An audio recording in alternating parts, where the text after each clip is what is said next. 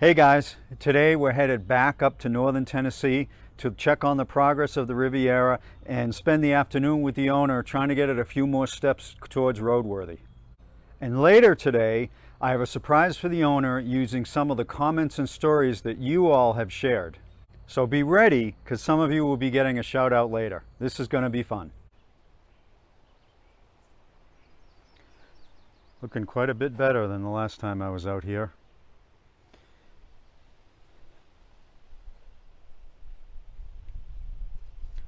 Out of the ground, out of the mud, a new rear tire on it.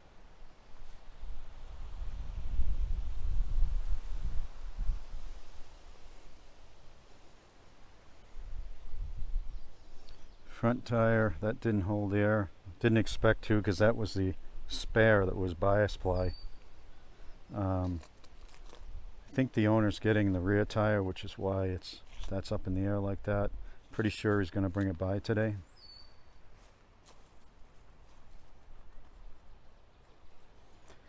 This rear bumper isn't looking too good. I'm not sure what's wrong with it.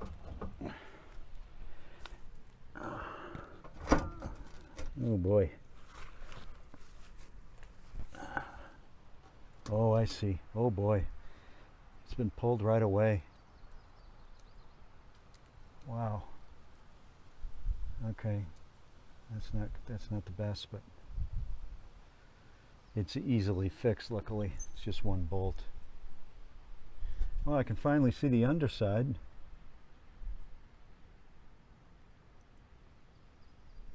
You know, it's ridiculous how low it was in the mud. I mean, you can see that all this stuff had mud right up to it. It was literally sitting on the ground. Including the gas tank. The owner told me he thought there was a hole in this tank, but I'm sure it's junk regardless of whether there's a hole. But we'll be checking all that out today. Okay, so sometimes when I rescue a vehicle, the owner just lets it rot back into the earth once I'm done. This is not that case. The owner is really excited to actually take it to the next step and get it moving around and then get it driving and then do a restoration on it. So that's super cool, and that's always very rewarding when I come out here to do these things. So today we're back out in northern Tennessee to give the owner just a better idea of what this needs. It was pouring rain the last time I finished up here, so I couldn't do a whole lot with it. But we're going to tune it today, set the dwell, set the timing, set the carburetor. I'm going to check out the gas tank. The owner thinks there might be a hole in it, so that type of thing. Get the other tire on it, so hopefully move it around and all kinds of fun stuff. Since they already have the tire off, I'm going to check the brakes and the brake cylinder. I'm expecting the brake cylinder is going to be completely shot, but we'll find out. All right, I got the drum off. This is what it looks like. The shoes are almost new. Self-adjuster's probably stuck. I'm going to check this brake cylinder, but it doesn't look terrible. It's certainly not the original. It's been replaced at one time. So I'm going to take a look at that. As have these springs. Those springs aren't original either. You're not going to believe this. I thought this adjuster wheel would be stuck for sure. I can move it by hand. Look at that. That is unbelievable. Talk about shocked. And this brake cylinder looks completely fine. I don't have an explanation for it, really. I really don't, but I'm happy about it. Okay, the wheel cylinder on this side is fine, and the bleeder's even loose, so that's awesome. I did bring a master cylinder, so we're going to swap that out next. This one is full of dust. So I have to take this line off, and a bolt there and a bolt there, and the whole thing is off. Interesting that it's leaking as well. I did put fluid in it last time, and apparently it's leaking out, so this thing is really shot, as I expected. The old one, it's out. Just the two bolts here and the front screw there. New one's going in. Master cylinder's in. I essentially bench bled it by hand. before I put it in, so there's no more air left in the cylinder. Line's hooked up, the line's in amazing shape. So next step is to see if we can get any pressure to that rear wheel. All right, we got brakes in one wheel, which is more than I thought we would have. So I'm going to put this tire on and move on to the rest of the wheels. Now I've got the fuel pump hooked to the fuel pump, the fuel line hooked to the fuel pump. We don't know if this fuel pump's any good, but I'm going to prime it first in the line so that the diaphragm doesn't get dried out, or it's already dry, but at least it'll get a little bit of lubrication here. These pumps usually don't go bad, but sometimes they do, so we'll see. Just filling this up with some gas.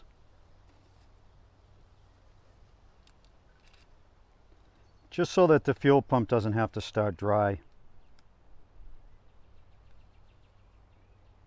I know it's already been running dry when I had it running before, but there wasn't anything I could do about that.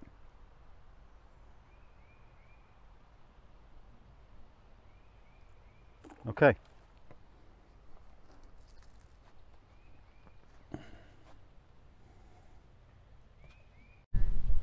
All right, we're getting ready to fire it up. Got some chainsaw gas.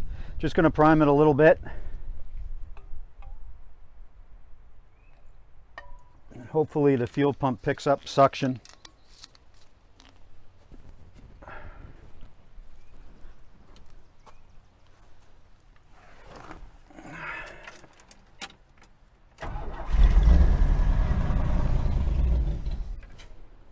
That was pretty easy.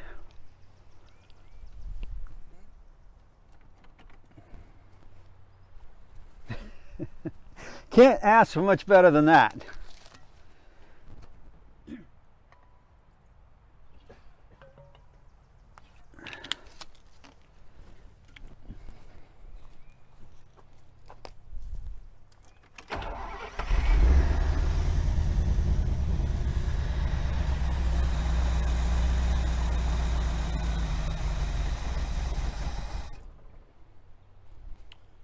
Okay.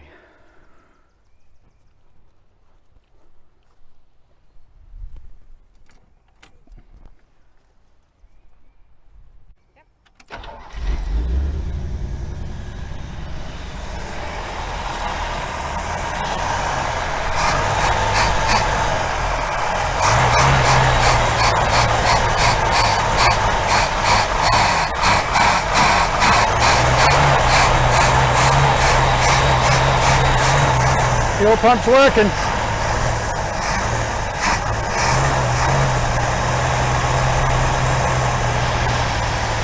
Nice. Really out of tune, so now I'm going to spend some time tuning it.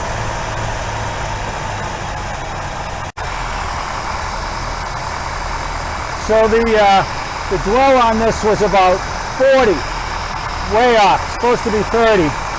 It's already running a whole lot better. I've got it at 34.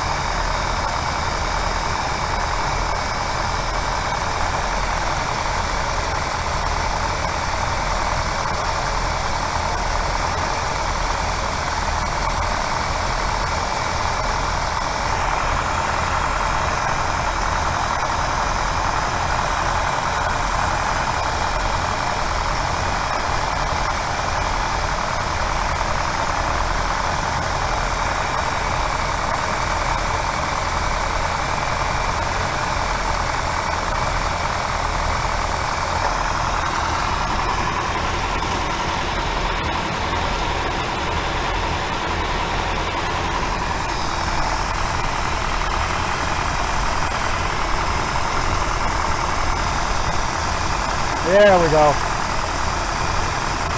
Perfect. The idle picked way up. It's running so much better just with that little adjustment. And all I'm using is a little Allen wrench.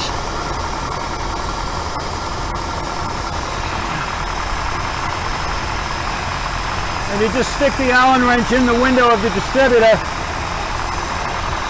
to adjust it.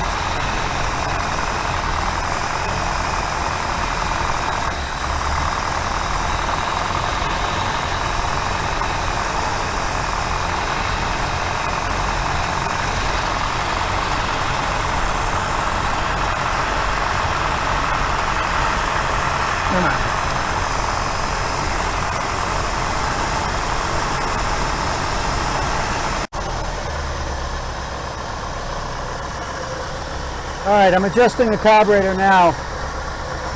Got to get the idle down to something relatively normal.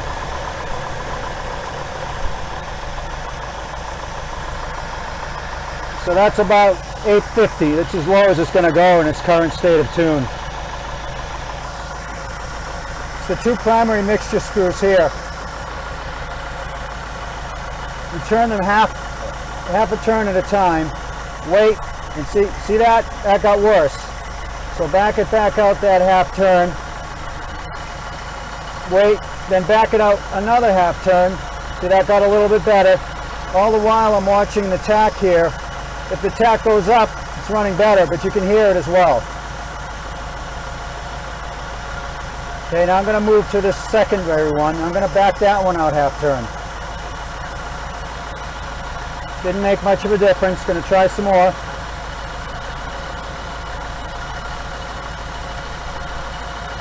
No, I'm going to lower the idle a bit more.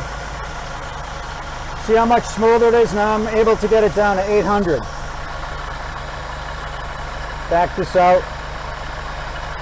This one's not making a whole lot of difference. I'm going to try going back in.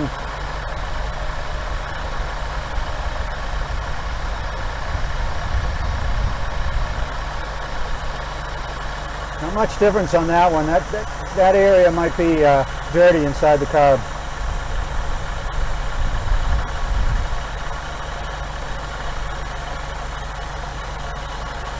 Another way to do this, a better way to do it, is with a vacuum gauge.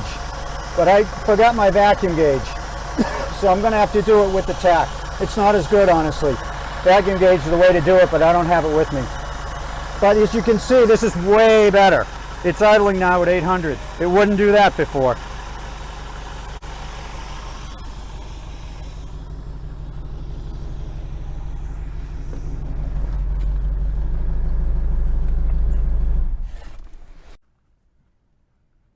So I'm underneath looking at the gas tank.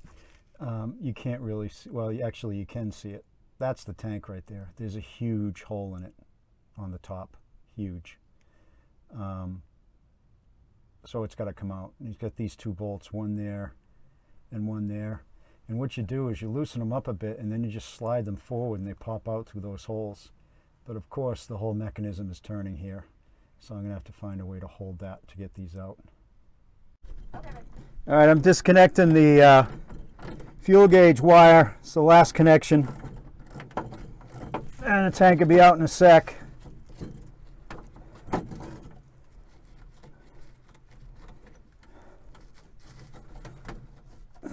Okay, wire's off. Tank's coming out.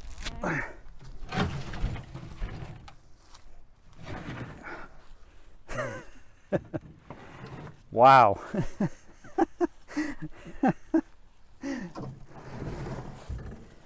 If I was to bring a gas tank into a school and say, this is what a rusted gas tank looks like, this is the one I'd bring. I've never seen anything like this before. And on the top, the fuel line here is completely rusted. It's got a Swiss cheese top. Yeah, Swiss cheese. Wow. Wow. Wow. Yep. The sending unit is still in there, but of course junk. Hugh, this is the nut for the fuel gauge wire. I'm going to just leave the nut there in case your new sending unit doesn't come with one. But I think it will. But there it is. It's out. This is what was holding it. Okay. The wheel is on. Looking awesome. Look at that hubcap.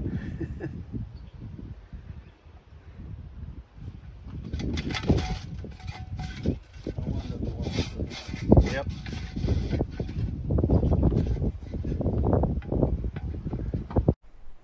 All right. We're going to, we got 3 good tires on it. We're about to take it for a little trip up to the front of the yard. Finally get it out of the lowlands here.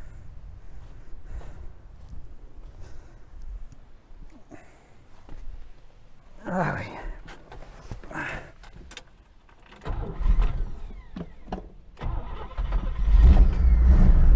Starts great.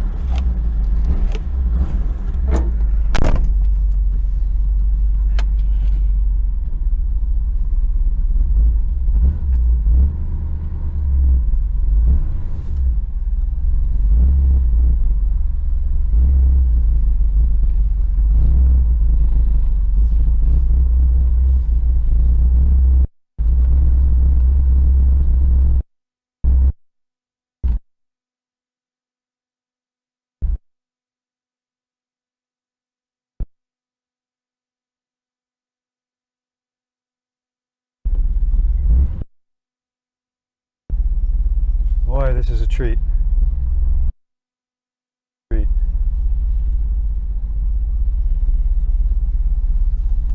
And it's got brakes.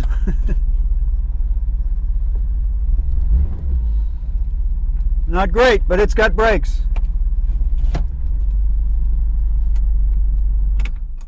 Yeah. Awesome.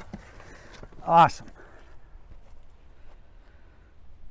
It's been a tough day, but it's been a good day. The last 3 visits took this thing from sitting up to its frame in the mud. Got it running today, got it tuned, got one of the wheels working on the brakes, got a new master cylinder in, got the gas tank out, got it timed. Yeah, I mean, it's getting closer and closer to being roadworthy. It's still not ready, of course. The brakes have to be gone through. The front end seems pretty tight, but it's got to be checked. It hasn't run long enough to really get the feel for how good the valves are sealing, but it's certainly a great start. I'm pumped. Okay, so the owner, Hugh, is going to take this around the field a bit for the first time in how many years? 23. 23 years. Okay, go for it, man. All right. Remember, the brakes are tricky. All right.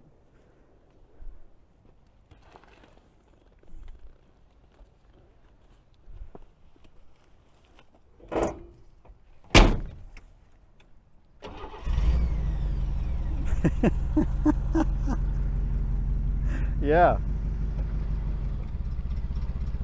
Put your foot all the way down to stop it. Be careful.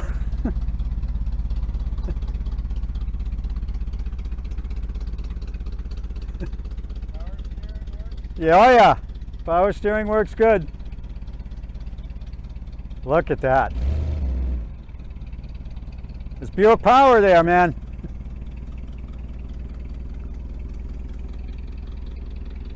Wow, this is a special moment. Wow.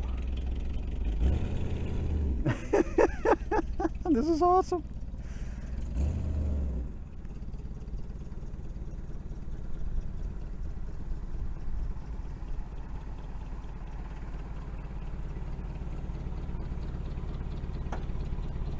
Awesome. Good test drive. Yeah, good test drive, exactly. How's it feel? Great. Great. It's wonderful being back under the wheel. Isn't it?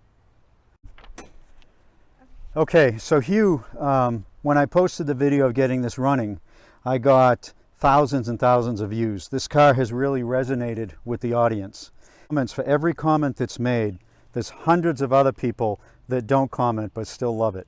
There's a lot of people cheering you on with this, and a lot of people keeping an eye on these videos as they get posted. And I thought I would read some of the comments from them. All right. So we've got Bob Feller that said, the 64 Riviera is my all-time favorite car. Styling is just perfect. My friend David AP said, awesome. I had a big grin on my face hearing it roar to life. That car is definitely worth saving, even restoring. Edward Mulder, great job getting this beauty running. Love this model. Let's see. I can't go all through these because there's so many, but Yambo 59, love those old Rivieras, real Detroit iron. Thomas Willett, these cars deserve being back on the road.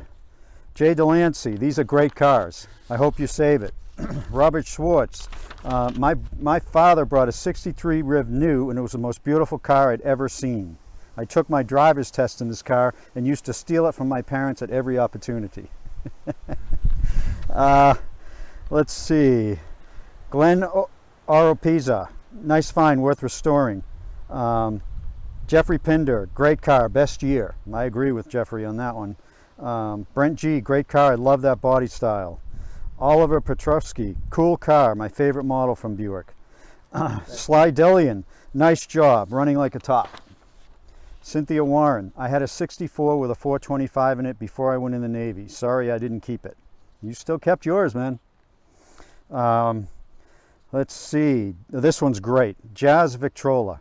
I can remember standing in the lot of a Buick dealership on a Sunday in 1964 and looking in awe at a row of brand new Rivieras lined up and wondering how a car could be so beautiful.